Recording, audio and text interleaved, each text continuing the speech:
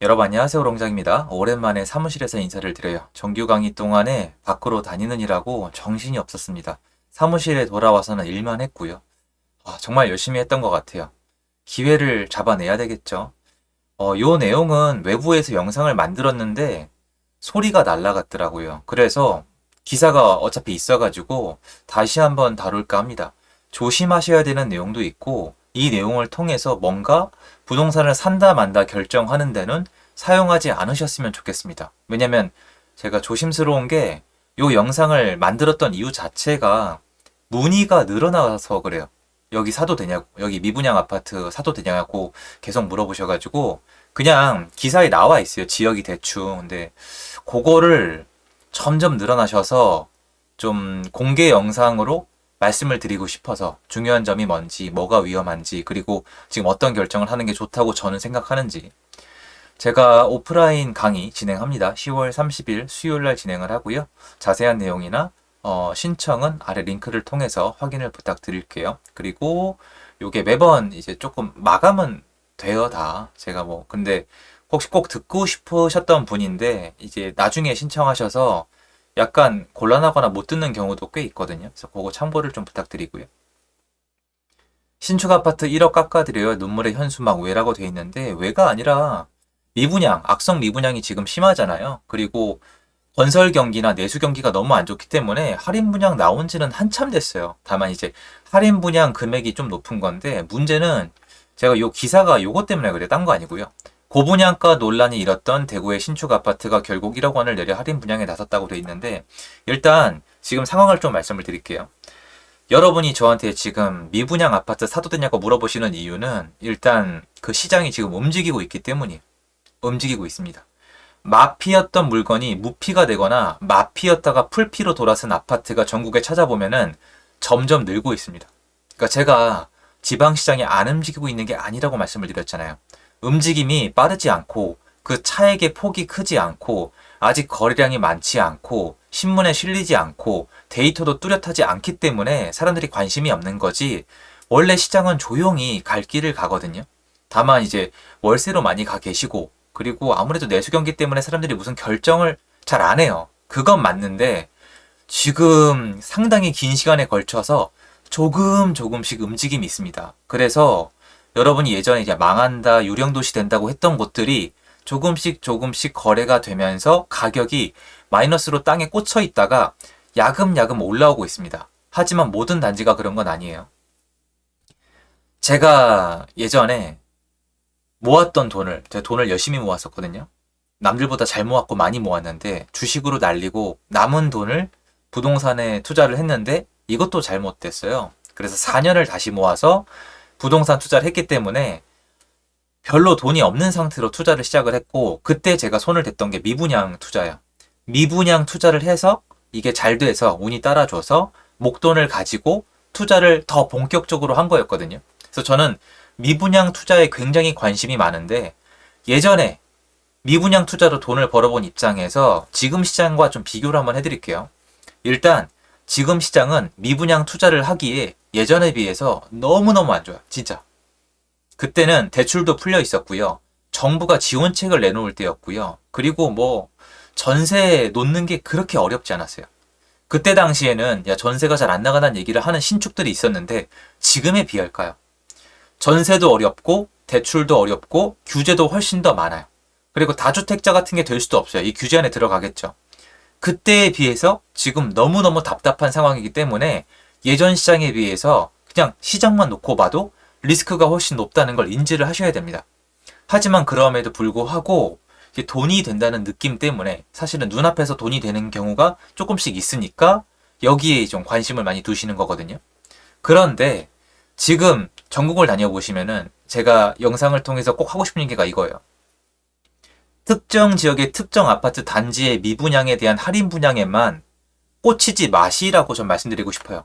왜 그러냐면 예전에도 그랬어요. 예전에 미분양이 얼마나 많았는데요. 여러분 광교 신도시, 위례 신도시 미분양이었고요. 마곡지구 미분양이었고 경희공자의 미분양이었고 여러분 이제 레미안 대치 팰리스 여기도 미분양이었고 강동구에 그 정비 사업 했던 것도 미분양이었고 여러분이 이름만 들어도 아는 것들 있잖아요. 마레프도 그렇고 미분양들 되게 많아요. 물론 금방 소진됐거나 아니면 그 앞전에 후순위까지 오지 않고, 그러니까 앞에 거기 임직원분들이 가져가신 단지도 있고, 그리고 여러분들이 이제 가면 저층만 있는 단지도 있고 이랬지만 아무튼 미분양이 많았고 나중에 다 해소가 됐단 말이에요. 그런데 이 당시에 얘네가 미분양이 왜 해소가 됐냐면 가격 때문이었어요.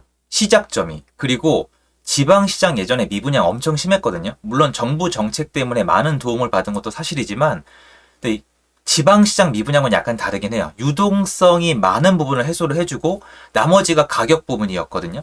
근데 지금 시장으로 돌아와서 보면은 사람들이 뭘 중점으로 보고 있냐? 가격이에요. 절대 가격이 싸느냐. 그래서 기사에 보시면은 고분양가 논란이 일었더니에요. 고분양가 논란이 일었다가 할인 분양을 많이 한다고 해서 무조건 가서 사시는 것보다는 얘가 구축 시장과 비교했을 때 지금 어느 정도로 경쟁력을 가지고 있는지를 비교를 하셔야 돼요. 그게 아니라 그냥 요새 미분양이 좀 해소가 된다는데 이거 할인 분양 많이 해준다는데 이렇게 가시면 안 돼요. 물론 지금 제가 말만 쉽지 실제로 하시면 진짜 아리까리 하거든요. 근데 그림을 그려보셔야 돼요. 예전에 저처럼 미분양이 해소가 되는 시장에 직접 있어보면 정말 도움이 많이 되는데 미분양이 어떻게 팔려 나가는지를 봐야 돼요. 그러면 보면 일단은 가격이에요. 돈이 되겠다. 미분양이 돈이 된다는 그 시장이 열리면 그건 다른 얘기예요. 완전 달라요. 예전에 정부 정책으로 유동성이 들어오면서 미분양 지금 사면은 뭐 혜택도 주고 돈이 된대. 이때부터는 게임 종료예요. 그 앞전에 가지고 있어야 돼요. 되게 싸게 살 수가 있거든요. 근데 지금은 정부가 어떤 대책을 써서 유동성을 밀어줄 확률이 너무 낮아요. 그런 모습이 안 보이고 있기 때문에 미분양이나 분양권 사면 돈이 된대란 분위기로 안 가요. 지금 로또 분양 얘기 말씀드리는 게 아니에요. 거긴 계산만 하면 돈이 되는 거고, 미분양을 지금 사놓으면 돈이 된다는 느낌이 아직 안 나잖아요. 참고로 사실 제 생각에는 미분양, 할인 분양, 가격만 잘 보고 해놓으면은요, 한국 역사상 마이너스가 난 사람이 별로 없어요. 거의 다 플러스 납니다. 할인 분양 받았던 거 거의 다 플러스로 전환이 돼요. 그래서 사실은 할인 분양 들어간 단지는 잘 골라서 사도 되는데, 아까 말씀드렸지만 예전 시장에 비해서 이게 잔금까지 가져갔을 때 전세랑 대출 그리고 규제가 심하기 때문에 리스크가 너무 커요. 세입자분에 대한 어떤 관리도 예전이랑 수준이 다르잖아요. 세입자분도 굉장히 요새 의심도 많으시고 다 힘들기 때문에 예전 같은 시장을 생각하시고 덜컥 미분양을 투자하시고 잔금 때까지 거래가 안 됐다가 잔금 때 이거저거 막히면은 내가 가지고 있는 다른 자산에까지 악영향을 미치는 게 현실이거든요. 그래서 뻔한 얘기긴 해요. 두 가지를 말씀드리고 싶은 거예요. 첫 번째로 역사적으로 미분양에 할인 분양까지 들어가거나 마피가 5천 이상 붙었다. 5천 이상 붙으면 솔직히 많은 거거든요. 물론 아파트별로 다르겠지만 그러면 매수를 고려해 볼 만해요. 제 경험상. 근데 예전만큼 여러 개 하거나 적극적으로 하거나 여러 번 표현으로 연끌을 하거나 이거는 정말 다시 한번 생각을 해야 되고요. 그리고 두 번째로 이런 분위기가 이어지면은 신문기사가 나오면은 요새 미분양이 팔려 나간대. 미분양이 피가 올라간대. 이래서 미분양이 돈이 되나? 이런 생각을 하기에는 아직 아니에요. 예전 시장이랑 완전 달라요. 그때 그 모습이 아니에요. 물론 아파트 지금 구축 시세가 움직이는 동네는 제외예요. 구축 시세가 움직이는 동네는 신축은 당연히 같이 가는 거기 때문에 미분양이 없거나 어지간한 가격 아니면 팔려요. 그래서 관심은 가지되 여러분이 지금부터 해야 되는 건 뭐냐면, 제가 그래서 정규 같은 거 할 때 계속 이러고 다니는 거잖아요. 얘가 지금 저렴하다고 평가가 가능한가가 중요합니다. 이거는 여러분 절대평가, 이게 절대적인 기준이 없어요. 여러분이 평가하셔야 돼요. 예전에 미분양이 이런 식으로 해소가 됐는데 지금 이 아파트가 분양가가 얼만데 할인 분양이 얼만데, 또는 저 사람이 마피가 얼만데 인근의 구축이 지금 얼만데 요새 구축이 어떻게 회복이 됐으니까 이 정도 가격이면은 내가 나중에 이만큼은 먹겠다란 계산이 안 쓰면은 그냥 미분양이란 이유로 투자하시면 안 돼요. 전 요새 그런 게 위험해 보이거든요. 참고로 저는 지금 미분양 시장 기회라고 생각을 해요. 근데 제가 이렇게 얘기하면은 제가 두려울 정도예요. 그 뜻이 아니고 여러분. 여러분이 잘 하면요. 예전처럼 미분양 사놓기만 하면 되는 시장이 아니에요. 그리고 제가 예전에 미분양 투자할 때 미분양인 이유가 있어요. 나가면은 뭔가 사람들이 투자하거나 살 분위기가 아니라 분위기가 엉망이에요. 근데 지금 딱 그렇거든요. 그래서 그럴 때는 예전에 그 분위기가 엉망, 미분양 투자하자가 아니라 분위기가 엉망일 때는 가성비를 잘 계산을 해서 최대한 싸게 사놓고 오래 기다려야 돼요. 근데 예전과 달리 지금 오래 기다리면서 잔금 때까지 내가 들고 있으면 어떻게 할지도 미리 계산을 해야 되는데 잔금 때까지 소화가 가능할 정도의 체력이면 지금 구축 괜찮은 걸 살 수가 있거든요. 그러니까 아직은 애매한 거죠. 사면 안 된다, 기회가 없다는 게 아니라 잘못 사면 안 되고 나만의 기준이 있어야 되고, 그리고 정말 그 정도 금액이 있다면, 뒤에 안 보고 투자하시는 분들 말고 그 정도 금액이 있으면은 제가 지금 다니면서 비교해 봤을 때는 구축에도 동등하거나 더 좋은 기회가 있다, 아직까지는, 라고 말씀을 드리고 싶어서 영상을 준비한 겁니다. 제가 막 어떻게 얘기를 하면 미분양 사야 된다, 사면 안 된다, 이렇게 두 개로 나눠지는 의견들이 있어서 그거를 좀, 당연히 지금 잘하면 할 수 있는 거 되게 많아요. 물론 제한은 있죠, 옛날 시장에 비해서. 그래도 돈이 될 건 많이 있단 말이에요. 반면에 리스크도 커요. 그러니까 잘 해야 되는 시점이란 말이에요. 잘 하거나, 아니면은 정말 내가 좀 운이 따라줘야 되거나, 내가 실력이 좋거나, 돈이 되게 많거나, 좀 아직은 굉장히 양갈래로 가고 있는 시장이에요. 좋은 시장만 좋고 안 좋은 시장은 안 좋고. 근데 미분양 시장은 별도로 봐야 된단 말이에요.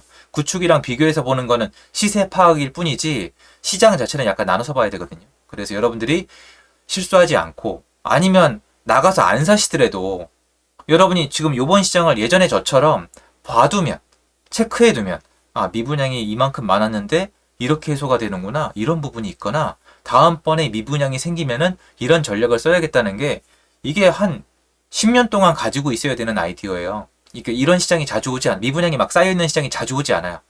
근데 연속성이 중요하다고 말씀을 드렸고, 부동산은 오래 하는 게임이라고 말씀을 드렸는데, 이런 부분 때문에 그렇거든요. 근데 제가 봤을 때는 지금 미분양 시장에도 추후에 한 2년 정도 지나면 돈 될 거 많아요.